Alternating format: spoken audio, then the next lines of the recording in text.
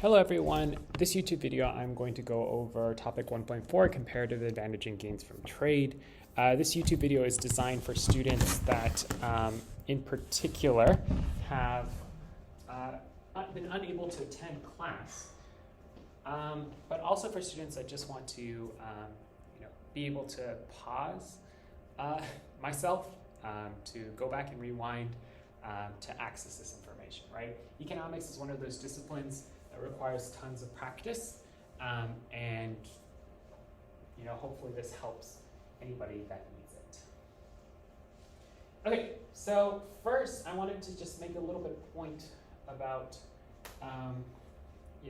the models in this class. So I've made this point earlier on in the year, or the first day I was back, which was Monday, and I made this point that models in this class are not really mechanisms to represent so much reality, right? There's going to be a lot of assumptions that we're going to be making in models in this class.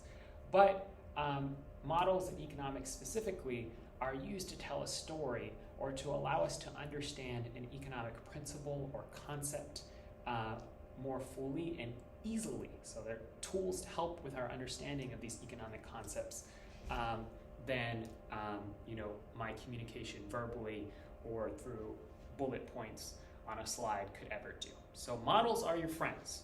They help us tell sophisticated stories. So get really good at those models, become really familiar with those models, and we'll be okay. Okay, so today in class we talked about comparative advantage and gains from trade. And so I'm going to use this chart of output data for two countries, right? And so I'm going to create a production possibilities frontier. And actually, as the people in class are familiar with, you don't actually need to create a production possibilities frontier to find comparative advantage. You can just do a simple calculation and find, or a series of calculations and find which country has the comparative advantage. But I'm going to create the production possibilities frontier for these two countries, the United States and France, for these two goods that we're assuming that the United States and France can produce, right? Because I want us to also graphically see the principle that I'm trying to communicate today. Okay, so there's a long agenda. Hopefully I get this done within 20 minutes. But if I don't, you can obviously just play me at double speed. I wouldn't mind. Okay, so this output data that we see here, we're going to go ahead and create a production possibilities frontier. And let me just be clear what this represents. This represents the amount of wine that the United States can produce given 1 unit of labor, or 1 labor hour, if it just specialized in producing wine, and the amount of cloth the United States can produce given 1 labor hour, if it just specialized in producing cloth, right? And so this is going to allow us to create production possibilities frontiers, and we're going to assume, another assumption, a lot of assumptions. We're going to assume that these production possibilities frontiers are going to have constant opportunity costs, meaning that they're going to be straight lines, right? The slope is going to be a constant. So it really doesn't matter which axis we pick, right? But when we create production possibilities frontiers, we always do 2 goods. That's another major assumption of this model, that there are 2 goods and services that a country can choose between. And so in this example, we're going to use, I'm going to draw both the production possibilities frontiers of France and the United States. So we can see if the United States just specialized in the producing wine, they can make 2 bottles of wine given 1 labor hour. So we can put, let me label this, yards per labor hour, just for completeness, because I know Mr. Pacina will probably want me to do this. Bottles per labor hour. Okay. And so we can see that the United States, if it just specialized in wine, it could produce 2 bottles per labor hour. And if it just specialized in cloth, it could produce 8 yards of cloth per labor hour. Then we're assuming constant opportunity costs, so we can just create a straight line. Boom. Straight it up. Okay? Nothing too difficult. And then we can move over to France, right? So we can see that if France just specialized in producing wine, or just produce wine given 1 labor hour, they would produce 1 bottle and 3 yards. So in this example, the French are kind of a little bit more, in love with, or familiar with leisure than the United States. A little bit more untalented. Okay, and so this is a lovely anchor chart that Ritzy made. Shout out to Ritzy. But the PPF really kind of, we can see pretty clearly graphically that the United States has the absolute advantage, and the definition of absolute advantage is right here, in both the production of bottles of wine and in cloth. And so absolute advantage reflects this idea that, or it reflects this ability of a person or a business or a country, so we're playing with countries in this hypothetical, to produce a good using fewer production inputs than another producer. However, one of the principles of economics, right, both a normative and predictive principle in economics. And what do I mean by this? Normative statement is what should happen. So economists would argue that just because the United States can produce has the absolute advantage in the production of both cloth and bottles of wine, doesn't mean that they should produce both. An economist would say that you should produce that which you have the comparative advantage in.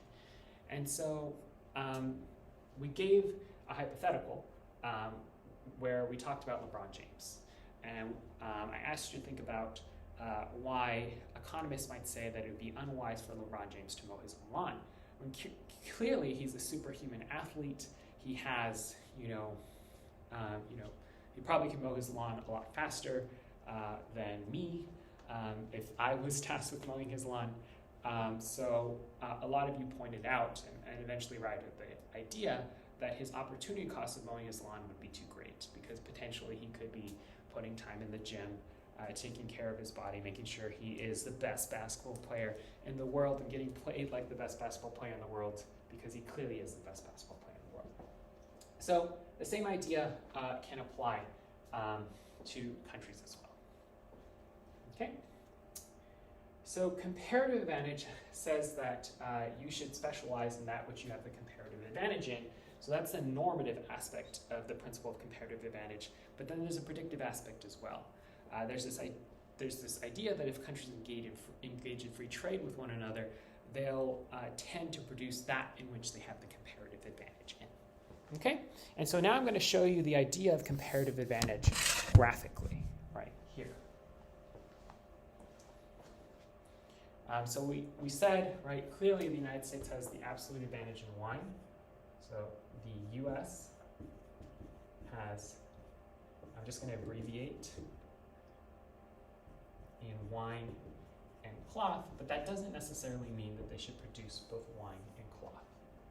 Okay, I lied. I'm not going to show you graphically comparative advantage quite yet, but I will show you instead how to calculate the per unit opportunity cost, because we're going to need to calculate per unit opportunity cost to be able to compare across countries, and then find out who actually has the comparative advantage in wine, who has the comparative advantage in cloth.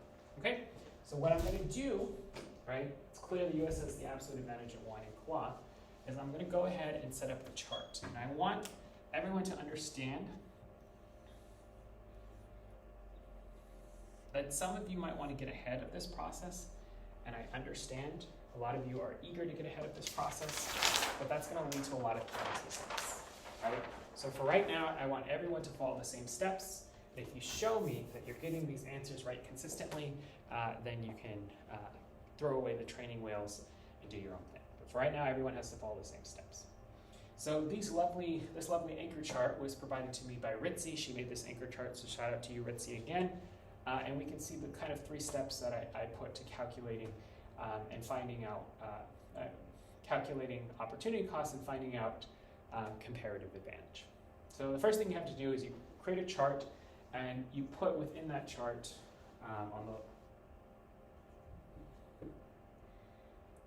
you list the goods that are being produced by the two countries. So at the top it would be wine and cloth, and on the side it would be the countries themselves, the US and France. And then I want you to actually write this out, because we are calculating per unit opportunity costs, right? The opportunity cost per unit. So for every unit, so let's say the United States specializes in producing wine, the opportunity cost per wine bottle. So the value, the next best thing that the United States gives up in terms of course, the only other good in this fictional economy, which would be in terms of yards of cloth.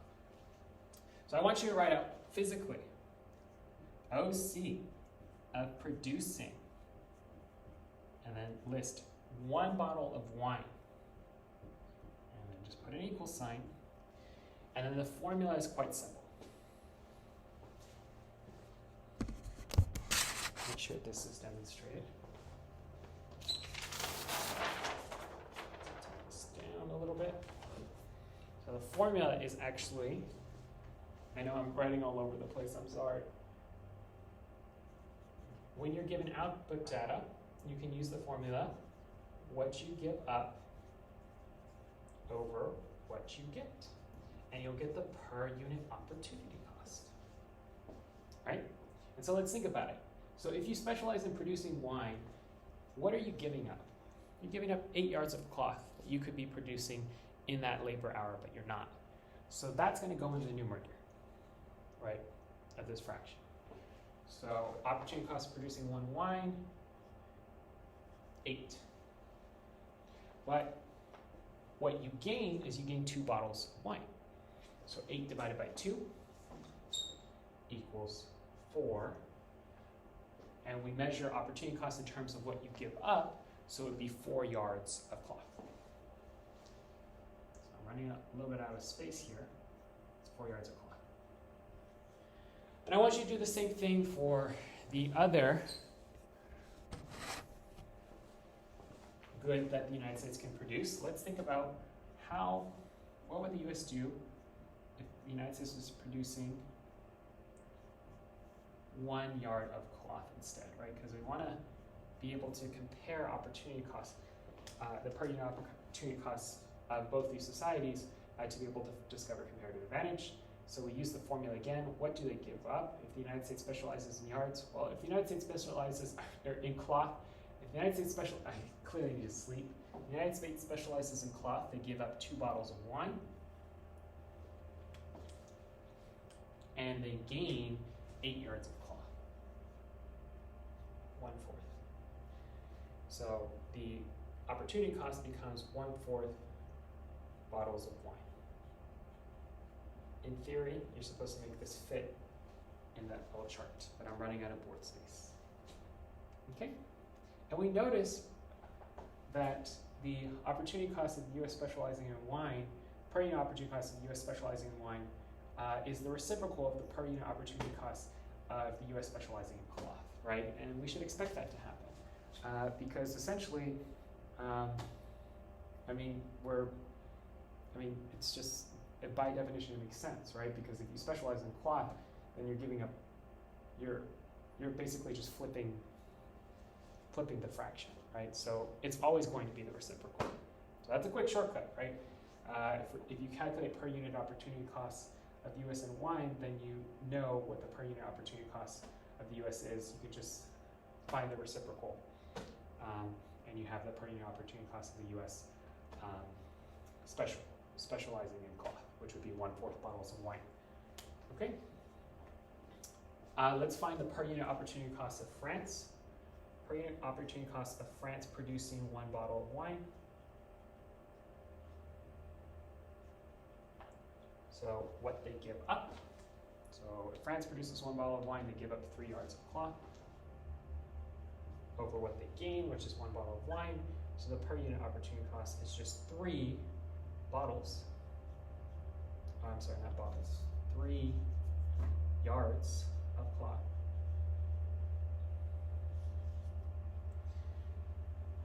The per unit opportunity cost of France specializing in cloth would be the reciprocal, which is 1/3 bottles of wine, but let's just do it for completeness. Opportunity cost of producing 1 yard of cloth. I put 1 yard cloth equals what you give up. You give up 1 bottle of wine.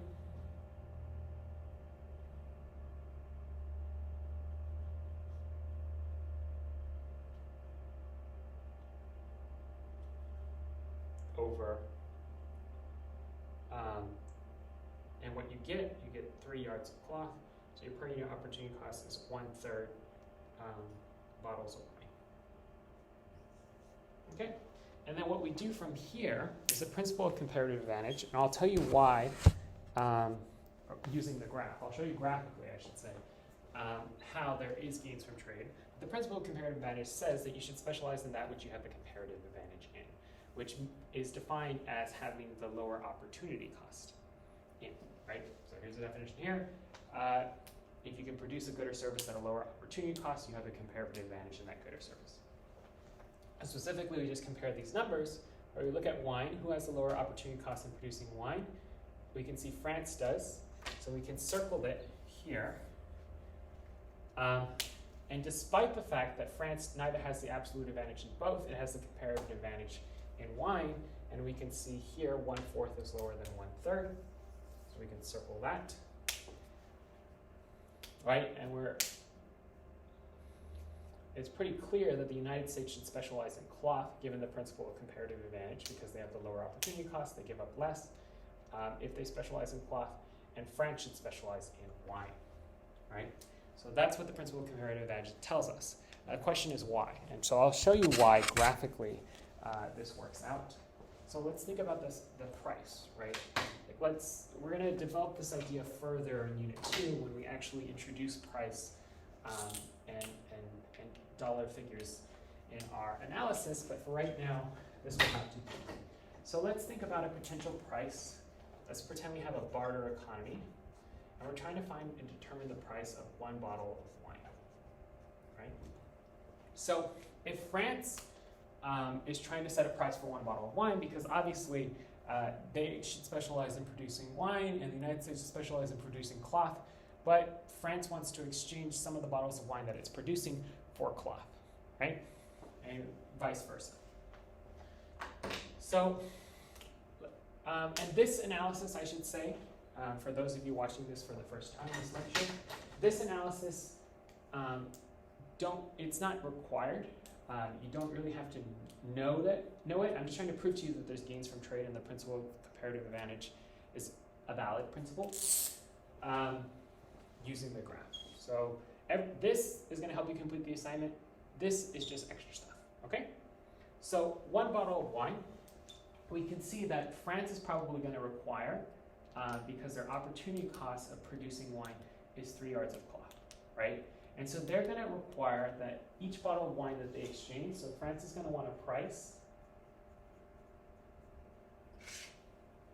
I'm going to put price that is greater than 3 yards of cloth. And then let's think of the logic of this. This makes sense, because if the United States offers for each bottle of wine that France produces 2 yards of cloth, France is going to say, well, this is rigged, like this sucks, because I'll just produce the cloth myself, because my opportunity cost of producing wine is actually much higher than the price you're offering, right? For each bottle of wine, I could be producing 3 yards of cloth, right? And instead, I'm just accepting the fact that you're trying to give me 2 yards of cloth for every wine I produce. No, that's not fair. So they want a price that is greater than 3 yards of cloth. And the United States wants a price, so US wants a price for a bottle of wine that is less than, let's look at, it should be less than 4 yards of cloth. And the logic would be similar in the sense that the United States wants to exchange for each bottle of wine that France sells to them. They want to give up less units of cloth, right? Anything less than 4 yards is acceptable, right? Because in theory, there would be no gains if they're giving up, for each bottle of wine, they're giving up more than 4 yards of cloth. Then the United States would just say, no, then I just don't want to trade with you. I can just make this myself, right? And so let's think of a figure between 3 and 4. And one other figure a lot of you gave was 3.5 yards of cloth. And so in this barter economy, the price for one bottle of wine will become 3.5 yards of cloth. And we can see, let's imagine on this production possibilities frontier, France sells its one bottle of wine. And let's think, how many yards of cloth will it be able to gain from the United States from selling that one bottle of wine? So France sells its one bottle of wine. Based on the price, they would be able to get 3.5 yards of cloth. Is that beyond the production possibilities frontier? It is, which we said was not possible, but is possible only because they're engaged in trade. Voila. Okay, I'm done. Whew, I'm winded. So if I was a bit unclear, I apologize. I'm a little tired. I've been teaching this all day, but I'm sure that I am more than willing to help you and even come up with an office hour schedule if needed, if you're still a little lost. Okay, have a good day.